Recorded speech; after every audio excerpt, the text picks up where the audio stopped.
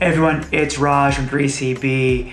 Lakers superstar LeBron James has been dealing with an ankle issue, specifically a peroneal tendinopathy, for almost the entire season. If you want more information on what that exactly is, check out my video on it from earlier in the season.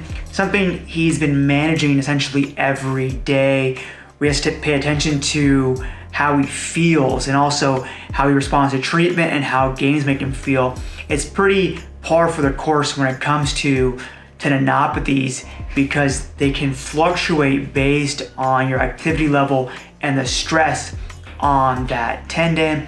Even more so when it comes to tendons in the foot and ankle because they take on significant stress as they're the only part of the body that makes contact with the ground consistently. The topic came to light in the national media recently when LeBron missed the game versus the Milwaukee Bucks, the first of a 6-game road trip for the Lakers and a great comeback victory.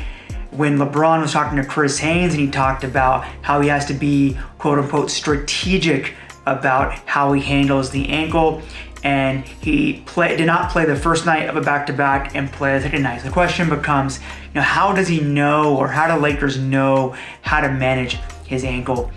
In LeBron's case, this is unique to him because he's a player along with his longtime trainer, Mike Mancias, who really understand his body really well. They understand what a normal response is for his injuries.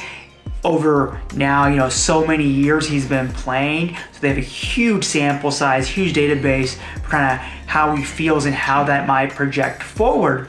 So they're able to understand pretty quickly whether he's going to be available or not based on how he's feeling after a game and the day after a game. So in this case, if you watch the Pacers game, near the end of that game, you could tell LeBron was pretty gassed. He was also giving the ball up to Austin Reeves in order to take on the brunt of ball handling duties and limit his workload. And then immediately the following day in the Lakers injury release, LeBron was doubtful. That typically means LeBron likely, woke up with that peroneal tendinopathy, being a little more uncomfortable or swollen, or just not feeling the way he usually expects it to feel following a game. Therefore, he's doubtful, and that's why whenever you see that doubtful the day after a game with LeBron, it typically means he's not going to play that next game, just because, as I touched on before, he's so good at reading his own body and understanding the time he needs in order to get right, especially in the regular season where that risk reward of pushing through games, definitely can tilt more toward risk. So all in all, you might have thought that load management with LeBron is a very calculated thing where they only want him to play, a certain amount of time or a certain amount of games over a certain amount of time.